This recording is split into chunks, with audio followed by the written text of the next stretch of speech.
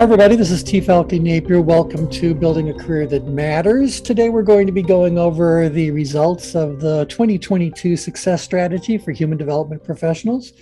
I invited anybody and everybody who's out there in the world of speaker training, coaching, and consulting to take a few minutes, fill out the profile, and join us for this call. It'll probably take us this call and another one to cover all 12 activities. But if you guys know anyone who you think might benefit from filling out the profile and looking a little bit into what awaits them in the year ahead, do feel free to share that link with them, and I'll update the graphics moving forward on that as well. Okay, so if you're in a noisy area, if you'll please mute yourself, or if anybody just wants to mute yourself, you can always unmute if you got any questions for me, and we'll kind of go from there. So with that, let me go ahead and show you where this whole thing begins. The whole thing began by me putting together an activity list. And on the screen right now, you should be seeing the activity list. And so a question came up before we started the recording. How did I go about creating this particular activity list, and kind of the strategy behind it? So one of the ways that we can use the Change Grid as a needs assessment tool is to create what I kind of consider to be a rather high-level screening sort of ChangeWorks profile. I'll make some distinctions as we go through this, but I started going like, well, I got to put myself into the head of the population that would be filling this out. I want to always pay attention to where they find their tension.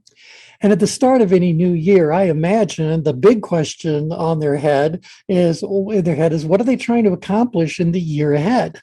And so that's where the very first one came from, meeting their financial goals for 2022. Now, there are some professionals out there who don't really seem to have any real struggle finding enough clients to meet their financial goals, but their calendar isn't kind of the way they want it to be. It's either not filled with what they really want to be doing, not filled with billable services. It's filled, but it's packed with the stuff that's kind of distracting from the real work or whatever. So it's kind of like these two things are working together. On the one hand, you definitely want to meet your financial goals, but on the other hand, you'd like to keep your calendar filled with billable services to meet that goal. Now, that being said, I think that there's a real question mark about what does filled really mean. And I think it's different for each one of you. I want to fill my calendar, so wrap your head around this. I want to fill my calendar with as few clients as possible necessary to meet my financial goals. Once I've got enough clients at a rate that is going to meet my financial goals, then I consider my billable calendar to be filled. So you guys feel free to unmute and chime in whatever your thoughts are on this. So I'm not saying that you should fill your calendar with 40 billable hours every single week. You may not need 40 billable hours every week in order to meet your financial goals. So it's just about keeping it filled with billable services to whatever however you define filled for yourself and for your practice. Now, how do I go about keeping my calendar filled? Brian, you've unmuted. What would you like to throw in? Yeah, I was going to say I like that idea, because as we look at the research on a lot of stress and mindset of stress itself creates stress. I think there's this culture of hustle, side hustle, and hacking and those kinds of things. And I think they really have the math wrong, because in business, it's all about productivity and execution. And that's often conditioned by doing more, which creates more stress in most cases. So I think the math has to be about subtraction, about doing less things that doesn't create the value. So I like exactly what you described, because that's what it seems like that would be aligned with that kind of thinking and mindset. Excellent. Yeah. I mean, we're all about trying to help people create whatever lifestyle they wanted. And certainly people's work style is part of that lifestyle. So I think that you have to kind of look at an activity, going back to how I craft a list. You'll see this says keeping my calendar filled with billable services. Well, look, it's my calendar. So on my calendar, I might say, look, I'm only setting aside 2 days a week, 3 days a week to actually be working on the business. And one day a week, I got this going on, another day, however you divide up your calendar, that's completely up to you and what you're trying to manifest in your reality today. But to me, my calendar, when it comes to billable services, is filled when I'm making the amount of income I'm trying to create for whatever the year is. Now, how do you go about filling the calendar? That's what activities number 3 about, 4 are about. You got to expand your work with your existing clients. We always say that your best prospect is your current customer. So if I can, fill my calendar just by doing a bit more work with the clients I already have, well, then good for me. If that really isn't possible, that it really isn't producing enough volume, well, then can you leverage that success that you've had up to now to bring you more business? And that might get into referral gathering or, parlaying it in some other creative kind of a way. So then I got into what are the realities of today's thing? So what's stopping people from getting there? And this is where I came up with this idea that right now people are very much distracted. So capturing the attention of a marketplace distracted by, and then I just put in a variety of things that people seem to be actively distracted by these days. So the pandemic, the economy, our political landscape, life in general. Now, because this is a screening sort of level profile, I broke one of the cardinal rules of crafting the perfect activity list. In order for an activity list to be as valuable as it could possibly be at giving you the insights that you are looking for to determine how to be of greatest value to someone, you can't have multiple verbs and multiple objects. In this particular case, I have one verb, capturing the attention, but of a marketplace distracted by, and then I said the pandemic, the economy. Well, those could be two separate activities right there. So distracted by the pandemic could be separate from distracted by the economy or distracted by the political landscape or distracted by life in general. So if you really wanted to do a fine-tuned activity list, you would want to make sure that each one of those 4 possibilities that I've put here were separate line items. And that would give you some sort of insight about what's really distracting them. But in my particular purpose for putting this activity list together, I just think the real, outcome is that they're distracted. I don't really care so much about what they're distracted by. I just put in a few examples of things that people are commonly mentioning that happen to be distracting them right now. So that's that. And again, if you guys have any questions about how to craft the activity list, just feel free to unmute and throw in your question. So now we get into a little bit more about how do you go about, if you can get their attention, well, now what? And this is where activities number 6 and several following come into play. So I need to create inquiries about my services.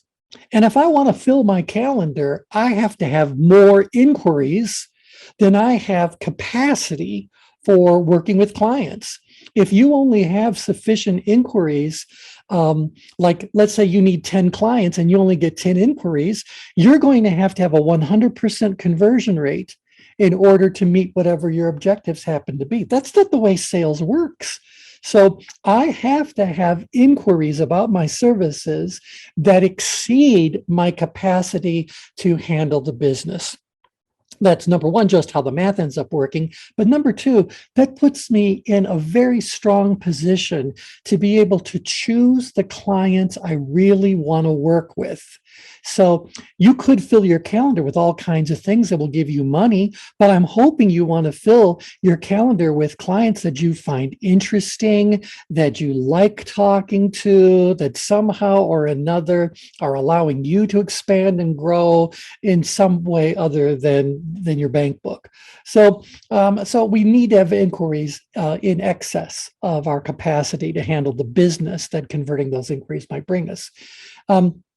Now, when I'm talking to an inquiry, I'm going to imagine that that person may very well be talking to other people in the field or looking at other options for how to achieve their objectives.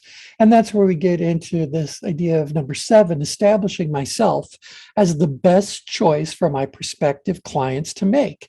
You have to be able to differentiate yourself, to distinguish yourself, to be able to show why you are the right provider for that person and why the value that you will bring them makes whatever your financial agreement is, a financial arrangement, a bargain. And so we want them to know you are the best choice. There's no reason for them to look further, et cetera, et cetera. So you got to be able to really put yourself out there and say, I'm the best choice in your particular case for the following reasons, blah, blah. Now, I think another reason, and perhaps one of the biggest reasons why people struggle to do number 3, expanding my work with my existing clients, and certainly number 7, establishing themselves as the best choice, is because they really aren't doing much, if any sort of a needs assessment. So the needs assessment, let's see, all of you on the call are familiar with, if not fluent in, all things tension management are related. That needs assessment is all about getting people to recognize and own whatever is going on in their situation. So the more things that you can help them realize are going on in their life that aren't going the way they really need them to be going or want them to be going, this is both building their level of tension and enhancing your perceived value. So performing a needs assessment to pinpoint all of the ways in which I may be of greatest value to my clients. So I think number 8 is absolutely critical. But of course, I created a needs assessment, so I might be a little biased. Well, it's great to have all these inquiries, and it's great to have a really good needs assessment, and it's great to be able to help people discover all the different ways in which their situation isn't as it could be, should be, ought to be. But number 9 says you got to convert those inquiries into billable work. So this is about now a sales activity. So how do you go about actually closing the deals? That's what number 9 is all about. Now, the following ones, those last 3, are really more about you as an individual. So how do you keep yourself positive and motivated in an ever-changing and increasingly negative world? How do you go about managing your personal time and energy effectively? And for many of you that are on the call or listening to the recording, we're at this point in life. If you're over 50, you definitely need to be thinking about number 12, developing an exit strategy to maximize what I want most when I choose to, in quotes, retire, whatever that means. We know people in our line of work who are in their late 70s, even their 80s, that are continuing to deliver high value billable services to their clients. So it's not anything that's attached to your age. It's more about what is it that you want to be doing as life goes on. Do you want work to become a bit more optional? Do you want the kind of work you're doing to change? Do you want to structure what you've been doing in such a way that someone else might want to buy it from you? Is there a way that you can create some passive residual income? There are so many ways for us to handle number 12, and I think this is one of the great, luxuries, if you will, of being in the kind of the line of work that all of us are in. We don't have to quit working when we reach a particular age. For most of what we do, if you think about it, people want us because of our wisdom. And so that wisdom has a tendency to grow as we get older. So the older you get, the wiser you are, the more valuable we would like to at least think people would consider your counsel and guidance to be. And so, nevertheless, some of those exit strategies require a lot more legwork than others do. Some really require that you start early so that you are really well positioned later on to have this exit strategy actually come into play. So that's how I put this together. Brian, I think you were the one who asked about how the activity list ends up getting created. Do you have any questions, comments about this? No, thank you for that. 'Cause looking at this from the perspective of patients, right? Because I don't do coaching, but I'm looking at this from the tension management perspective of how patients experience the healthcare system, how they experience the interaction between the provider, the patient provider experience, which are correlated. Right. And so I had to think about, well, wow, this would be a great thing to create in terms of this vision I have for 2022, which is about creating a culture of health or helping organizations with that as a business imperative. Yes. It seems like in this great resignation period that I read a research report from a professor at the University of Miami. He said it's not really the great resignation period per se, as it is the great reprioritization. Oh, I like that. Yeah. The great what? Reprioritization. Oh. Yeah, and he listed in his research the parameters as to why people are reprioritizing their needs and what they want out of work life. Yep. Yeah. David, did you want to throw something else in? No, I think it's a great list. Thanks. I think it's a well thought out list. Yeah, and talk about the way that it's kind of ordered. We always do try to pay attention, and we try to help guide somebody through a story. And so I always try to think like, what order should these be in? What's the natural order of progression of their thoughts so that I can lead them along this path and, get them from point A to point B or whatever. And so there is a little bit of that's going on. And so I might switch 8 and 7, T. Let's look at that. So doing the needs assessment and then thinking that could actually be a way to establish yourself as the best choice. Is that your thought or what? Yeah. I think you need to do a needs assessment before you can establish yourself as the best choice. That's actually really good because certainly based on what the needs assessment reveals, that helps me to best position myself as the best choice. Yeah, I like that. There you go. So part of the fun of creating an activity list is that you could always be scooting things around and changing words and all that. But just keep in mind that you want to build a list based on what your intention is. I consider this to be kind of like a screening level or a little bit of a research level kind of a profile. This is going to help me understand how a particular population that I'm serving or a population that I'm interested in serving is thinking about the world as far as the activities that I put on the list are concerned. So let's get into some of the results, and you guys can see what's going on now. Hey, T, before you go into the results, real quick, sure.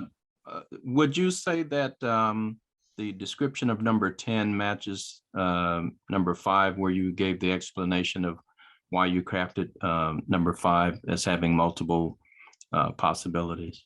Yeah, because again, now what we're talking about is I have 2 verbs there and I have 2 objects. So keeping myself positive in an ever-changing world, or keeping myself positive in an increasingly negative world, keeping myself motivated in an ever-changing world, keeping myself motivated in an increasingly negative world. So I actually could break that into 4 different activities, but sometimes we're just going for the spirit of things. So, and the spirit of this one is really just more about, you guys have to keep yourself in the right mind space in order for you to deal with what's out there and what comes up as you're talking to your clients and your prospective clients. So we know they're all impacted by all the changes that are happening in the world around them. And certainly we're all recognizing a sad but nevertheless accurate assessment that the world seems to be becoming increasingly negative. People are becoming far more agitated. They're expressing that agitation. It's like everybody's at a bit of either at a severe depression kind of end of things or are ready to snap at any moment kind of a thing. And so all these are different expressions of how that negativity is coming into play. So lots and lots of people these days are recognizing and writing about how much more negative things have become. And what are they negative? What's triggering that negativity? Well, we've got a pandemic, we've got economy problems, we had, and still to a certain degree have supply chain issues we have to deal with. We got political things that are going on, life in general, everything is just taking us out of our joy. And we need to really work hard to get back into that joy so that we can see things more clearly and do the things that will help ourselves and help others more effectively. So for those who haven't been listening to the Circle of Brilliance calls we've done in recent weeks, it's all been about negativity versus positivity versus neutrality, when they become toxic, when they become positive. And so feel free to go over to our YouTube channel to check out the Circle of Brilliance calls on negativity and positivity. All right, so let's take a look at some results. Now, what I did for this particular profile was I ran the statistical analysis. If you're doing a group profile, you can just click down there. And by the way, I mean, I understand a lot of you don't have access to the system, so just kind of enjoy the data that came out of it and don't worry about how it all came from. For those who are active users of the systems, this is something you can just click on and it appears, and then you do a little screenshot. So I think it's interesting to see how activities got ranked based on people's responses. So in this particular ranking, this is the ranking of these activities based on the average size rating that the population gave. So that's why these are all bold. We're looking at the rankings by size. So size is how big does the task feel like it's going to be? And bigness is a result of how many resources it's going to take, time it's going to consume. I mean, what makes it big versus what makes it small? Now, we kind of use the range goes all the way up to 12. So if you set 8 or higher, you'd be saying this thing is big. If you said 5 or lower, you'd be going like, it's kind of small. But those in between numbers are where everything is just moderate. So you all ended up saying that all of these activities fall in the moderate size category on average. So none of it's really small enough that it's just a little task you just got to get off your list. And none of it is so big that it's going to consume all of your time and energy for the foreseeable future. None of these fell in that category. Nevertheless, inside of the activities, inside of that moderate range, there are still differences. So when I go, what is the biggest task in your average assessment? The biggest task you came up with was keeping your calendar filled with billable services. And right behind it, 7.8 average rating, meeting my financial goals for 2022. Isn't that interesting? The task you considered to be smallest, again, relatively speaking, it's not all that small, but as far as rankings go, the lowest was expanding your work with your existing clients, and right above it, 6.1, performing a needs assessment. So as I look at rankings, I'm learning a lot about the population, because why am I looking at a group anyway? It's because I know that what I want to do with this information is help the population as a whole. And so as a result of looking at these change grids, I should feel very able to put together a bit of a curriculum, or what's going to be the focus for the next, Circle of Brilliance, or the next ongoing professional development calls I want to do. This is telling me what my population needs. Now, all that being said, and I want all of you to know this as well, every single one of you on this call and anyone you invite to fill out the profile, I'm more than happy to talk to you privately about your actual individual responses. So I'm more than happy to read your change grid for you. So you just need to send me an email, tnapier@ Oh, one thing you guys should know, it's always been tnapier@masterstream.com, and that will always be there, but we are actively moving things to changeworksystem.com. So tnapier@changeworksystem.com will get to the same mailbox as tnapier@masterstream.com. So either one of those, whichever one you feel like typing, you feel free to send me a little note and we'll set up a time for me to go over your personal report privately. Okay, anywho, so, but as I go through this, again, it's a needs assessment. I want you guys to also be thinking about the population you're working with. Do you know what activities are really on their minds right now? And do you know which ones they consider to be big or even overwhelming and which ones are not so big? So we're getting some great insights here. I'll go to the ability rating next. Anyone have any questions, comments about this ranking by size? Yeah, I even though I appreciated the commentary was there to like help fill it out so that it, help structure how to look at these activities as you're going through them. I always still get mixed up with the size and importance. Like, for instance, I think I remember, I don't have my results in front of me, but I think I remember performing a needs assessment when I'm thinking about that. The size of it, I think I ranked it like a 5, but the importance as 10. Yeah.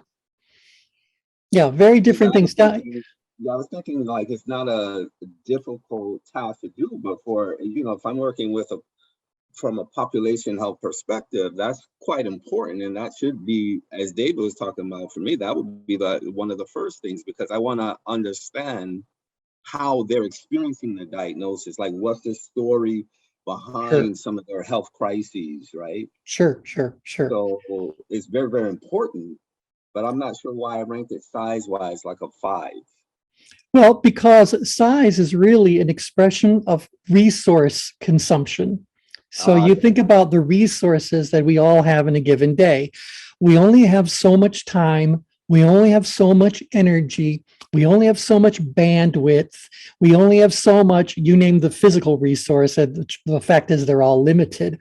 Well, how many of those resources are going to be consumed by a particular activity? So if I look at something like go to the mailbox and get the mail, I mean, how big of a task is that? How many resources do you think it's going to consume for me to go to the mailbox and get my mail? Obviously, nothing. A little bit of, maybe 3 minutes. And I should probably do a longer walk while I'm at it. But compare that to something like getting your taxes done, or something like producing a video series for you to market yourself more effectively. One of the things you should immediately think about is, oh no, that's a lot more work. That's a lot more. Now, as far as importance goes, that's a different thought process altogether. It's important, really important for me to go and get my mail because that's where my checks are. But it's not a big task. So we don't want to think that just because it's important means it's going to be big. Sometimes some of the most important activities are very small, and the corollary is also true. Sometimes the most resource consuming stuff we get involved in brings us very little. And so it really isn't all that important. Nevertheless, it's consuming all kinds of resources to get it all to happen. Now, all that said, let me make a fundamental thing quite clear. When we ask someone to look at a particular activity and rate it on these 4 dimensions, you do know we're doing something that's terrifically artificial. Our brain doesn't pause and look at each one of these separately. Our brain is processing it in its fullness and coming up with whatever response the brain comes up with. Well, we come along and we say, well, brain, what we'd like you to do is, first of all, look at this activity and just look at the size element involved, the resource consumption side of it. And then set that aside and now just look at what your ability is to get it done. And then set it aside and do just the challenge, and then set that aside and tell us about importance. But this is not the way the brain naturally operates. It's doing all 4 of those things and probably 400 more all at the same time. So we're doing something very contrived because they're getting someone to look at a situation from very specific angles allows us to better pinpoint how we could be of greatest service to them.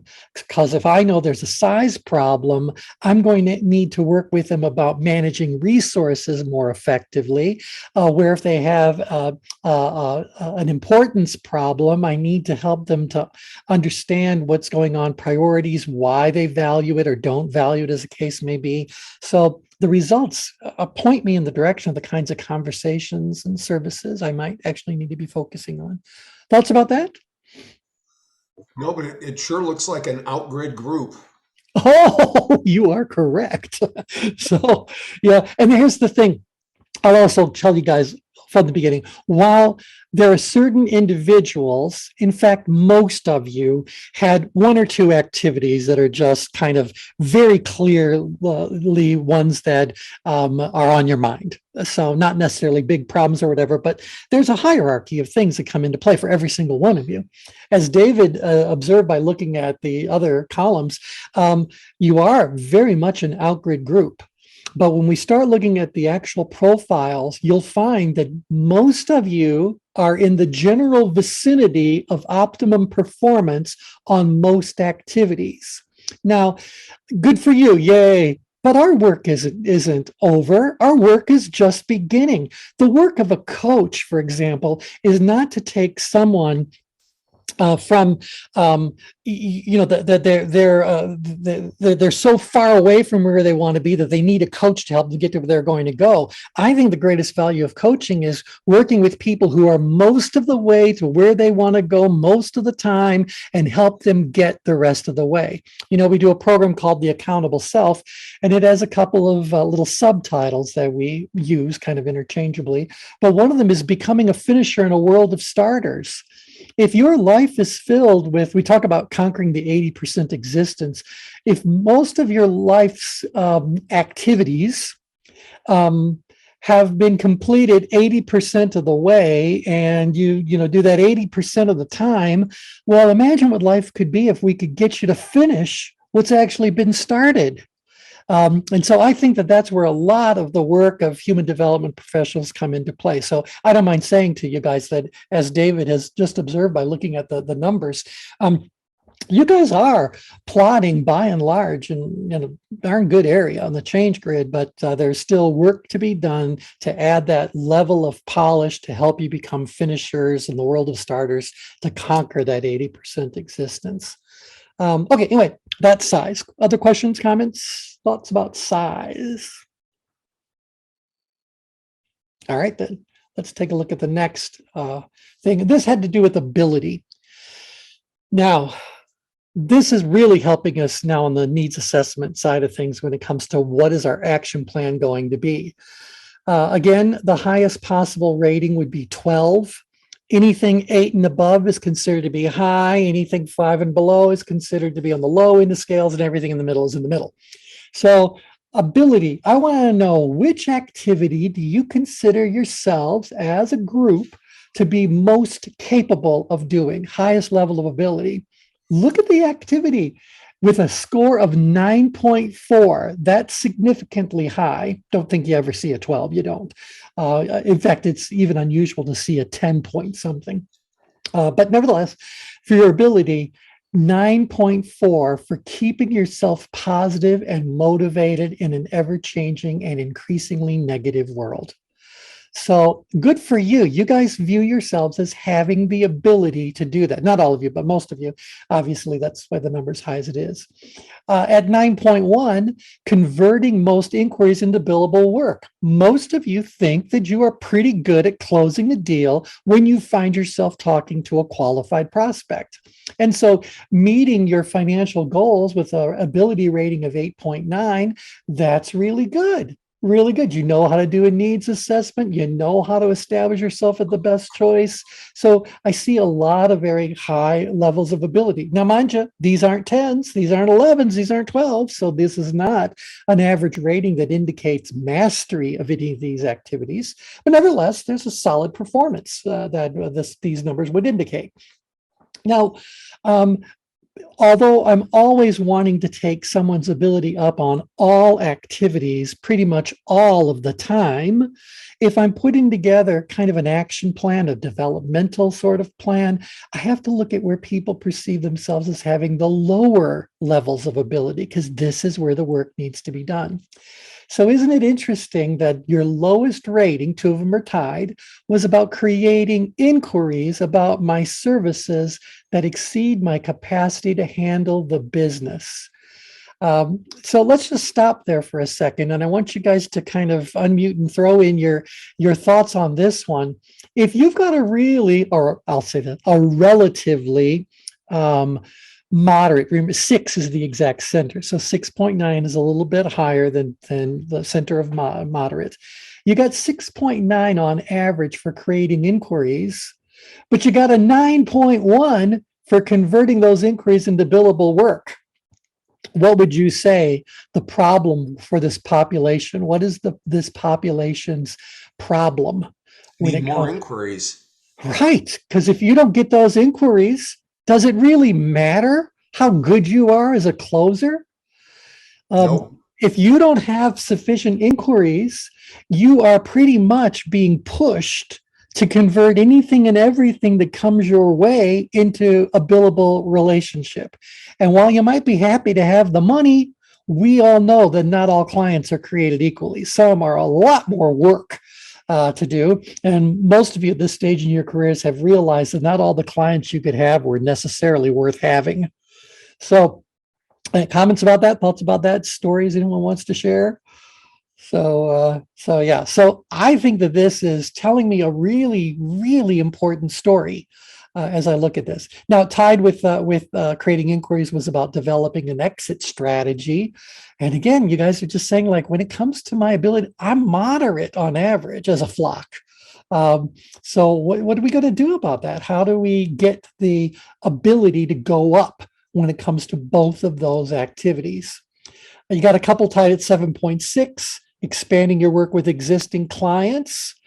Well, look at the problem there. Even though 7.6 is a pretty healthy score, I go like, well, wait, if you're not getting enough inquiries and you're having trouble expanding your work with your existing clients, then I don't know how you're going to keep your calendar filled. So we need to kind of look at what this is telling us. Are you guys finding this interesting? No, yeah, well, exactly. Chris has just chatted over to everyone that it's a marketing issue. I will say to you that we make a little bit of a distinction. We make a big distinction between sales and marketing. Marketing is everything that happens leading up to the inquiry, and sales is what happens after an inquiry occurs. But marketing, when you take into things about, like here, number 5, capturing the attention of a marketplace, it's about making sure you can create awareness, you can capture their attention. I believe that all of you have got far more prospects, qualified prospects, than you could possibly ever need, where you could be of genuine service, but they're distracted by everything else that's going on. And so how do we help them to notice we even exist, to notice that they have issues before we can even do that? So I think that prior to COVID, we might have said the biggest problem was marketing. I think that right now, the biggest problem is capturing someone's attention. And if you can get their attention, you still got to do the marketing, make no mistake about it. But capturing that attention has got to be the first piece to be looking at. I'll tell you where I find people's tension today, and that's in finding candidates to fill their openings. Well, there you are. That's right. Because of this great resignation and everything else that's going on, people really are struggling to find employees. What can they do? What can they do? Now, there are things that we can do to help that. Oh, yeah, exactly. Exactly. You know, if you know how to sell better, every turn up to bat becomes a percentage greater closing opportunity than if you're not a good salesperson. That's right. That's right. And then it makes you wonder, if these companies that need these employees are having trouble filling their positions, are they becoming increasingly less selective? Or are they just not good at talking the people they really want on their team into coming to their team? So I think right there's a huge opportunity for all of you that do any kind of business coaching or business consulting. Yeah, we could work with HR and the hiring managers to provide them with better skills at attracting and obtaining commitments from candidates. Yep. Exactly. Okay, so let's take a look at the next ranking. This is everything again, just rearranged, ranked according to challenge. Now, keep in mind that the dividing point between moderate and high is 8.0. So when you look at that 8.0 up to 8.4, it could have gone all the way up to 12, but it isn't even up to 9. And so you guys consider yourselves to be moderately, even moderately plus, as far as the challenges are concerned. You feel like you're facing a challenge that isn't particularly great, but it can't be ignored. So moderate to moderately plus when it comes to the challenge rating. So what do you consider to be, relatively speaking, the most challenging? Managing your personal time and energy effectively, tied with capturing the attention of a marketplace distracted by the pandemic. So this makes me want to ask people, is part of the reason why you're finding it difficult to manage your time and energy effectively is because you are also distracted by the pandemic and the economy and our political landscape and life in general? I mean, you're not immune to what everyone else is experiencing. If it's going to affect them, it's going to affect you too. So how do you help to get your own attention focused on the things that really need to be focused upon? And that's what this would be indicating that you guys find most challenging to be doing. Oddly enough, the thing you find least challenging is keeping yourself positive and motivated. So, I mean, the spread between 7.3 and 8.4 is really not all that much. But nevertheless, relatively speaking, you don't really find it all that challenging.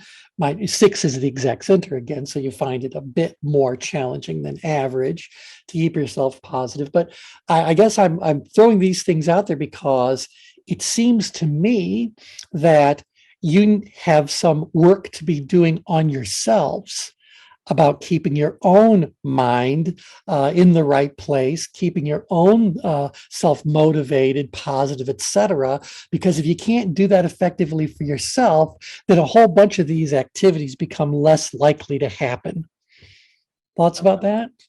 I think for me, there was some distraction that I didn't even really realize, like as I reflected on the whole pandemic, how it shifted, like even my workouts, and I didn't want to be around people, so going outside, and then when it's not favorable outside due to inclement weather like the upcoming snowstorm, that changes things. And so it just seems like I kicked the ball down the field and the goalposts continue to move. Yeah. That's what I kept reflecting on. And then the other stories behind that in terms of like the holidays, I wasn't able to go on my annual personal retreat and travel, something right. Since my wife and daughter passed. And so I couldn't get into Bali. Bali wasn't allowing any citizens in on only 19 countries. And so the holidays is particularly tough time for me. Yeah. And so all of that seemed like I didn't even think about it until doing this, actually. Because I'm known as Mr. Positive. So that's never an issue with me. But it's like, man, as I went through this, it's like I've been distracted. Right. Well, and isn't it interesting when you start thinking of yourself as, instead of Mr. Positive, Mr. Relatively Positive? So Mr. Relatively Positive has still got some stuff that's going on that kind of, messes up your vibe. It did. Yeah. So this was good. Yeah, excellent. Good. All right, let's take a look at the. I think the whole place we find ourselves now of working from home too is a factor in this. Because, you know, for some people, you're more apt to spend more time on work-related activity versus personal activity. Right. Just because, you know, by proximity, you're there, you've got the computer in front of you and so forth. So I know that I've spoken with folks who have talked about this challenge of trying to find that balance between work and personal. And it all being driven by the fact that, you know, we are working from home and the hours on work seem to be more than normal. Yeah, and Tim, I was reading another article that was talking about how because people are working from home now, they are spending less money on self-care, less money on clothing, etc., and that we are set aside or greatly reduced the rituals involved in getting ready to go out there to have a successful day. Yeah. And forever, people have known that when you get yourself all cleaned up, all spruced up, you're well dressed and, looking good, that has a tremendous impact on your neurochemistry. And that in turn ends up making you more influential, more engaging, more whatever. And these things are vitally important for business and for someone's own kind of, self-esteem in that. So Brian could tell us all the neurochemistry involved, but the act of getting ready to go out and have your day isn't really important anymore for a great many people, or isn't part of their day for a great many people. I think that's why that number 11 activity is so important. I think about Dr. William Bridges' work in terms of transitions. He said, whereas people always want transformation, transition becomes more important because in his mind, in his research, transitions is the inner process of coming to terms with the change. And so you very seldom see transformation stick without transition. And we've just been going through a series of transitions like what Tim was just describing, what I was describing, and it's just a lot of transitions going on all at once. There's no doubt it has an impact on your nervous system. Yep. I mean, I remember, forget the pandemic and everything that's been going on for the past couple of years. How many of you have come down with like a cold and you're just kind of droopy around the house and you're just feeling bad? And then you say, oh, I'm just going to go and take a shower, get myself cleaned up, and you feel better. And so there's a lot going on when it comes to this whole idea about getting oneself ready for the day that does greatly, I think, impact the management of their own energy levels. So something fun to look at. Yeah, Linda just said, feel 10 years younger. Yeah. Chris says, you can now use video filters to look amazing. It's true. It's true. Oh, there you go. All right, let me show you the last combination here. That's about the ratings by importance. I think this is going to be quite eye-opening for you. I was very pleased to see that the most important thing among these 12 ended up being keeping yourself positive and motivated in an ever-changing, increasingly negative world. 10.6 is a really high average rating for something. Right behind it, meeting your financial goals. Right behind that, managing your personal time and energy. So while these things do show a bit of challenge for you, and there may be some ability gaps that we need to help you close, at least we know that you consider it to be important. It's interesting that it doesn't matter how small a task is. It doesn't matter how able you are to do it. It doesn't matter how well you can handle the challenge. If it's not sufficiently important, what's the likelihood of it getting done? Not good. It's just not good. And so we say that importance really ends up being the governing rating when it comes to change management. If it's not high enough, and again, at least all of these are 8 and higher. So by the way, tells me that I created a useful list, a good list. If on average, everyone says all these things are important enough, then I know I created a good list. Now, keep in mind for the average rating to be 8.1, this one about a needs assessment, an 8.1, a lot of people had to rate it lower than that. And one of the reasons why I want to talk to everyone privately is because how can that not be important? I'm now again, I'm biased because I think that a needs assessment is a terrifically valuable tool when it comes to having sales discussions and putting together scopes of work and ultimately having a client relationship that's really going to matter. So if you're not doing that as a needs assessment, then what are you doing? It may very well be that what you're doing, you just don't think of as being a needs assessment. But it is. And if you can add a little element of formality to it. And by the way, I'm not saying to do a change grid. There are a lot of ways you can do a needs assessment. So I don't really care so much which needs assessment you're using as much as I care that you're doing a needs assessment of some sort. And so you got to do that. How else do you know all of the ways in which you could be of value to your clients? So, well, anyway. Hey, one of the things I find interesting in this is that of the top 3 activities ranked by importance, that 2 of those 3 have to do with us on a personal level versus level. Yeah. And that to me, I think is significant. It's a great observation. I think that it does resonate very much with this particular group. Obviously, I know all of you, and most of you know most of you. But this, we're the kind of people who've always recognized that we need to take care of ourselves before we can really take care of others. And so I was very pleased to see that you guys have not put yourself down the list. It was really, really good. So good observation, good catch there.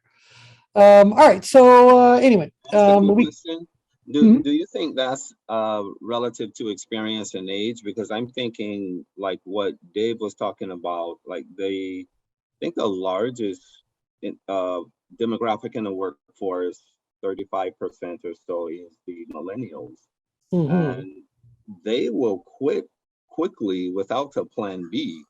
Or plan C. So they certainly have a different perspective of what it means to put oneself first.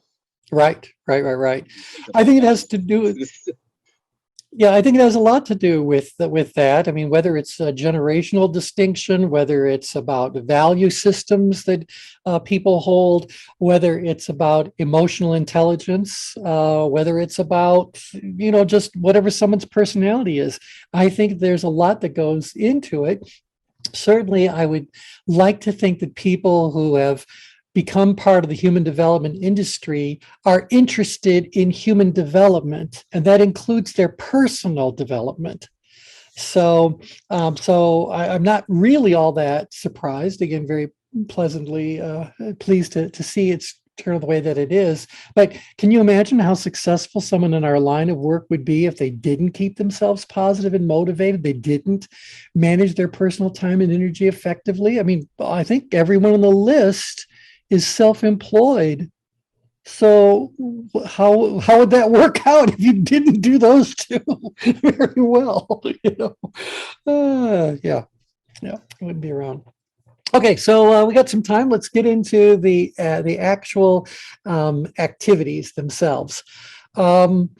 So activity number 1 was meeting your financial goals for 2022. Now, you guys did receive your results, so you should be able to know which one of these people you are. So I don't know who M is, but if you look at your change grid and you see that for activity number 1, you plotted at 5 and 10, you're M. And if you plotted at 10 for this activity, you are J. So you should be able to figure out which one of these alpha characters is you within the first couple of slides. There's a tie right now between E and L and A and C, so you might need to see the next one to figure out which one you are. But in a big way, it really doesn't matter. But what I find interesting here is when it comes to meeting the financial goals, again, the diamond represents the ideal location for where it happens to plot. And the triangle is the average rating. So again, if you look at your little legend up here, size is reflected by the geometric, the color of the geometric shape. So when it comes to the individual plottings, they're encased by a circle. If the circle is red, you consider it to be of large size. If it's yellow, orangish, a moderate size, and if it's green, small size. When it comes to the triangle, now we're saying that's about the average rating was in this case moderate because the triangle is that orange color and nothing is green, so nothing is in small size. The I is importance. If the number or letter is red, that's high importance. If it's orange, moderate importance. If it's green, low importance. Or if the geometric shape is filled with that color, that's what the indications are. So that's just a quick review for you guys. Wait, Chris just made an observation. The task that has the highest importance has the lowest challenge and the highest ability. Yeah, that is a strong pattern then for success. Because you got to think about that. If it's really important to you, I certainly hope it's not going to be stressing you out when it comes to challenge. And I certainly hope you've got the ability to make it happen. And so that's all really, really good. That being said, I think that was about keeping myself motivated. That's activity number 10. Let me just go ahead and jump. You guys, I'm sure, don't mind if I do this. So don't watch your screen. It's going to get too. So this is how everyone plotted when it came to that most important activity, keeping yourself positive and motivated in an ever-changing and increasingly negative world. The ideal location is this, that where the diamond is. That would have been an expressive driver kind of energy, fully engaged. The average rating is more of an amiable analytical driver, an amiable analytical driver.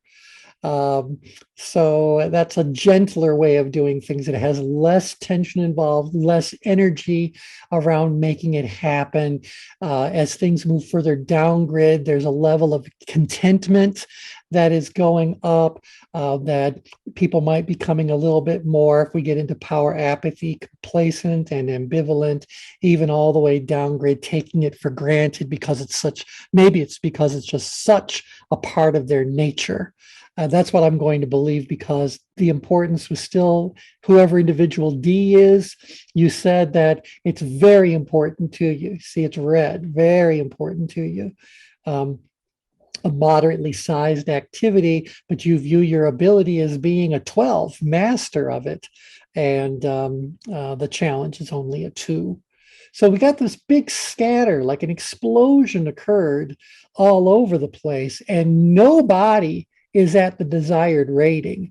So we got a lot of people that are out there being very driven drivers around it. 4 of you, that, by the way, when I started running the graphics for this, we'd received 16 responses. So a quarter of the population considers themselves to have kind of a driven driver energy around this activity. They're out there making it happen come hell or high water. Well, I don't know that that's necessarily the right energy to be directing to yourself. Again, this is a self-management activity, to make that all happen. So I can't wait to talk to whoever H and E are, just to kind of understand what's going on.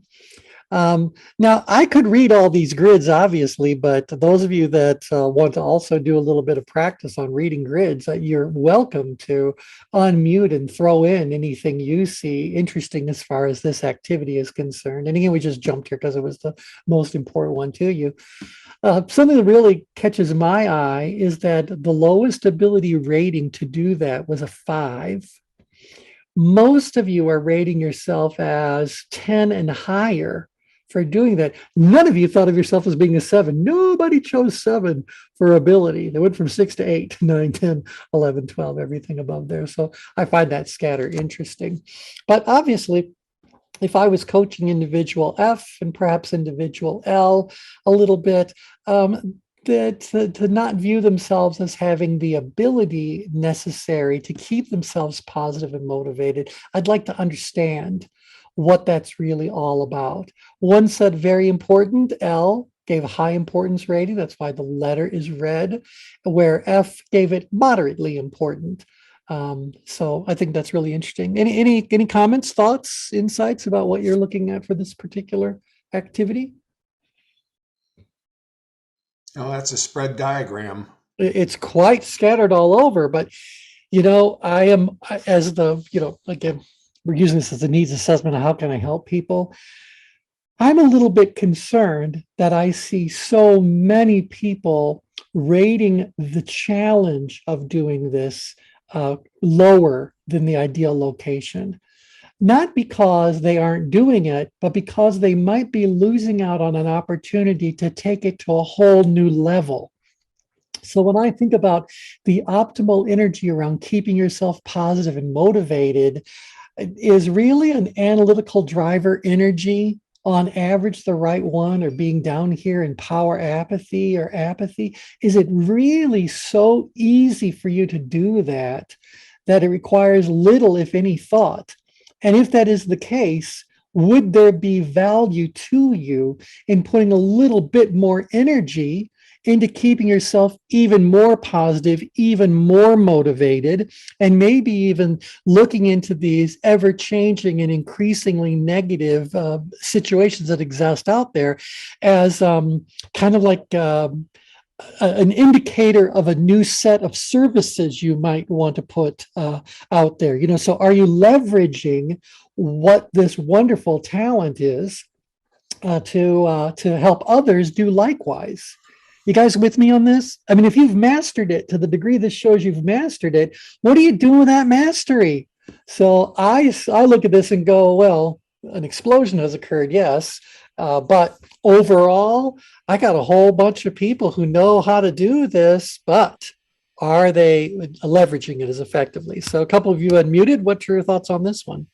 Yeah, I think you're spot on with that. As I'm thinking about it, I think I am in, because I know I ranked it high, but you said something about natural. And for me, it's just natural to be a positive. But I also think about how complacency can, I live in so many different places where that's just required, and I found a way to be positive. But, all that we went through with the toxic positivity and those kinds of things, there's circuitry between action and perception. So perception, the story, the narratives behind it becomes important. And then if it's, if you don't grow the story, grow the characters, then everything just becomes a stalemate at some point in time. So I think for me, there is this opportunity to certainly leverage that a bit more. Yeah. Because mastery, just like when you hear people say best practices, that's not finality. That means you just reach the threshold at a certain point. Yep. Absolutely right. And, I think that, again, because negativity is becoming more and more of an issue with the populations that we are working with, they need a beacon of light. And for all of you that plotted in the lower half of the change grid, Chris recognized that the majority of the population we're looking at here plotted south of the heart line. So this again would represent that you figured this out. This is a puzzle that you've figured out. So I want to know, are you serving as that beacon of light? Are you demonstrating for all to see and benefit from that you are positive in spite of whatever might be going on, that tough times exist, but having negative feelings about those tough times is completely optional. So I would. Could it be a little bit societal right now with the pandemic and everything, with people being so far out-grid?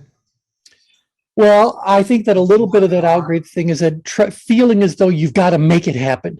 Right. Right. Yeah. Here's a question. Wouldn't you say that those down-grid on this, that's untapped potential, so they've got it? But then kind of your framing is, well, are we being a beacon? Is that untapped potential for those maybe? Exactly. And I think that if you've got this level of mastery or this level of just competence around this particular activity, Can you teach other people how to do this? Can you share with them how it is you're able to keep yourself positive and motivated? Is this a service you could be offering to others? Or is this a conversational element you want to integrate into the dialogues you're having with people? Don't take this for granted. This is a skill that can change the world. But what's the likelihood of it changing the world if you take it for granted? So something needs to be mobilized, redeployed, re-engaged. And again, I assume you guys know enough about the change grid that I don't need to go layer by layer. But as you slip further and further down grid, you move out of engagement and into intention. So, if you guys just thought like, yeah, that would be really good. Okay, well, that's a downgrade intention. Or are you even further downgrid? Now it's about a downgrade kind of an awareness. Denise has just shared, getting to action, being courageous is the answer for me. That's right. That's what I'm saying. Like, you got to be a beacon. You got to demonstrate for others what it is that you hope that they can achieve to be, or they want to achieve to be. That's my theme for this year, is courage. I've received a gift of courage is calling, which is one of the Stoic 4 virtues. And so I always use a one-word theme for the year. Right. That's the theme for this year. Right. Absolutely. Now, just to bring this to closure, I know we're a few minutes over our scheduled time, but I just want to finalize by saying that these things that I've just been saying to you fall into the category of upgrade maneuvers. So that's what needs to happen. You guys pretty much as a flock need to be moved straight upgrade. Yeah, we got some training issues we need to deal with and whatever. But nevertheless, for the most part, on average, we just need to move you straight upgrade. And so anything I can do to say, let's increase the standards against which you are measuring yourself when this all comes to be. Let's change the task in some subtle or significant kind of a way. That's why I said, rather than you just resting on your laurels, can you turn this into a mission or a message for others? Let's awaken the emotions that you understand that downgrade, you're becoming more complacent around this, ambivalent, because it's just the part of who you are. Well, can